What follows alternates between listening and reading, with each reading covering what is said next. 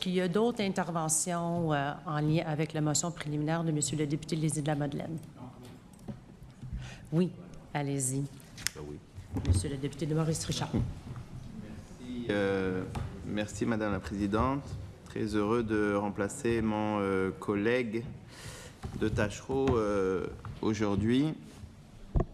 Je remercie d'ailleurs le Parti québécois de faire la proposition de rencontrer effectivement M. Gaudreault, que j'ai eu la chance de rencontrer à plusieurs reprises dans des environnements très différents.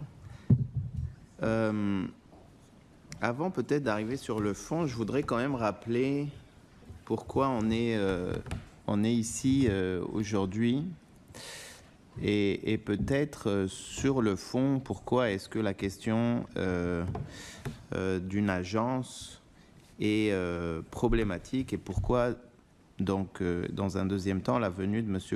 Gaudreault qui expliquerait donc son projet à lui par opposition à celui-ci serait d'autant plus intéressant. La fonction publique, c'est un contrat social qu'on a dans une société où on délègue à une partie des travailleuses et travailleurs la responsabilité d'offrir des services communs à la population. Historiquement, pour faire court, ceci s'est structuré autour de différents ministères et les orientations politiques que nous représentons à Québec solidaire ont tendance à voir ces ministères et les services qu'ils offrent comme une richesse commune, comme des services d'autant plus importants qu'ils permettent, entre autres choses, de contrer les inégalités, étant donné évidemment qu'une grosse partie de ces services-là sont ou gratuits ou à un prix inférieur au privé, mais aussi qui permettent une atteinte d'une pleine citoyenneté pour les citoyens et citoyennes, si on parle de l'accès à l'éducation, à la santé évidemment, le transport étant un axe important de ces services. L'idéologie inverse à la nôtre, je dirais, qui a malheureusement été très présente sur les dernières décennies, disons au moins les 20 dernières décennies ou 25 ans au Québec, consiste à dire que le service public prend trop de place,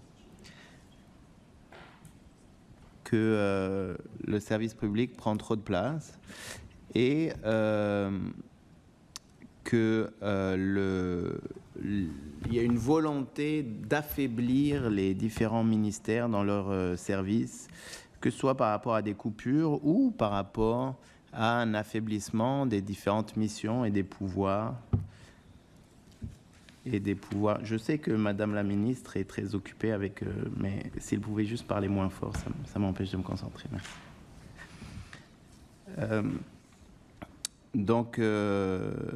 Or, on voit une stratégie qui est assez généralisée de ce gouvernement, qui consiste à créer des structures parallèles. Ici, on est devant donc une structure qui institutionnalise donc une structure parallèle au ministère et qui rend les questions de reddition de comptes, de démocratie, de gouvernance beaucoup plus compliquées à gérer et surtout qui affaiblissent donc les différents ministères qui normalement devraient avoir et l'expertise et l'expertise et les ressources pour pouvoir mener à bien leur mission qui, à chaque fois, à chaque création d'une nouvelle structure parallèle, se retrouve affaiblie. Fait que sur le fond, on pense que quand on introduit comme ça une structure parallèle, vaut mieux aller au fond des choses et s'assurer d'avoir les bons intervenants autour de la table pour pouvoir comprendre les tenants et aboutissants d'une telle proposition qui aura des répercussions sur vraiment longtemps au Québec. Alors évidemment, on peut faire le constat que depuis les 6 dernières années, il y a eu très peu d'avancées en matière de transport en commun. Il n'y a aucun nouveau projet qui a été démarré depuis l'arrivée de la CAQ au pouvoir. Et la question qu'on doit se poser, c'est comment est-ce qu'on peut arriver à améliorer cette situation, évidemment, qui, dans un contexte de justice sociale, mais aussi de transformation sociétale face à la crise climatique, mériterait des meilleures politiques publiques et beaucoup plus d'efficacité. Le deuxième problème est un problème aussi de financement. On a vu dans les dernières années apparaître l'idée que la Caisse de dépôt se retrouvait à développer une partie du transport en commun au Québec à l'extérieur, encore une fois, des différents ministères et de la différentes responsabilités politiques associées à ces projets d'infrastructures importants, comme on a vu au REM à Montréal. Évidemment, le problème de ce genre d'approche, c'est qu'elles sont très attractives d'un point de vue financier, étant donné que l'endettement de la Caisse pour pouvoir offrir ces services-là n'apparaît pas sur les dettes du Québec. Et Dieu sait que ça peut être alléchant de se dire, ben oui, on va faire appel à ces gros investissements d'infrastructures sans qu'ils apparaissent sur nos dettes. Évidemment, au bout du compte, il y a quelqu'un qui paye, c'est le citoyen, mais ça n'est pas au niveau de la dette que ça apparaît. De là, la curiosité de voir qu'est-ce que M. Gaudreault proposait, étant donné que les objectifs quand même étaient vraiment nobles. D'un côté, il y avait la question de dépolitiser les promesses, si on veut, d'infrastructures dans l'objectif de gagner des élections, pour faire court. Je pense que c'était M. Duplessis qui disait avec une nouvelle autoroute, on gagne un pont. Avec un pont, on gagnait 3 élections au moment de l'annonce, au moment de la construction et puis au moment du ruban. Et je pense que c'est mon cher collègue de Tachereau qui disait que ce gouvernement allait essayer de gagner 3 élections avec la même promesse.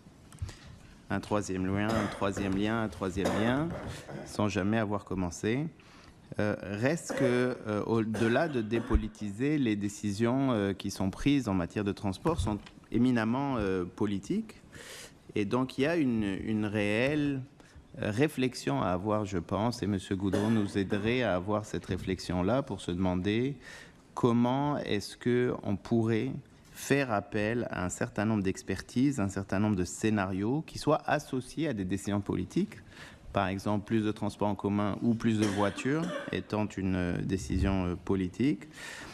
Et donc dépolitiser cette question-là, tout en respectant les missions et les prérogatives des différents ministères. Et c'est là où je suis vraiment curieux, parce que je sais quand même l'amour et le respect que M. Gaudreault a pour les institutions politiques québécoises et les ministères en tant que tels. Et je vous avouerai que je suis vraiment curieux de voir comment est-ce qu'il voit la création d'une agence sans affecter justement la question de la gouvernance, de la démocratie qui entoure la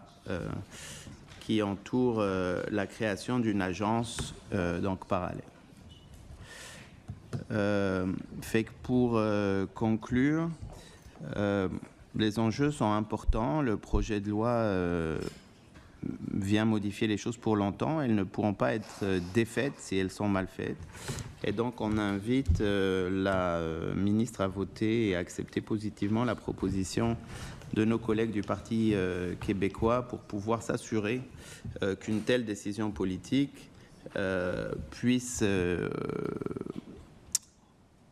qu'on puisse maximiser les résultats positifs d'une telle décision politique.